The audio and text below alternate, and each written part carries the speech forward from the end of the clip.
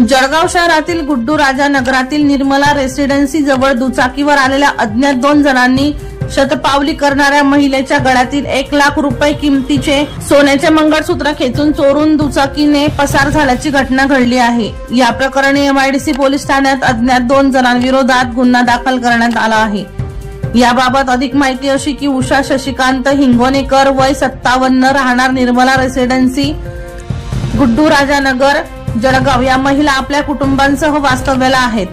5 August रोजी रात्री 11 वाजता उषा हिंगोनेकर या महिला घराच्या बाहेर शतपावली करत असताना दुचाकीवर अज्ञात 2 इसम आले। त्यांनी महिलेच्या गळ्यातील 1 लाख रुपये किमतीची सोन्याची मंगलपोत गळ्यातून खेचून दुचाकीने पसार झाले।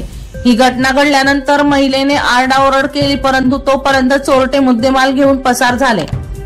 या प्रकरणी त्यांनी एमआयडीसी पोलीस ठाण्यात धाव घेऊन तक्रार दिली। त्यांनी दिलेल्या तक्रारीवरून अज्ञात 2 जणांवर गुन्हा दाखल करण्यात आला आहे।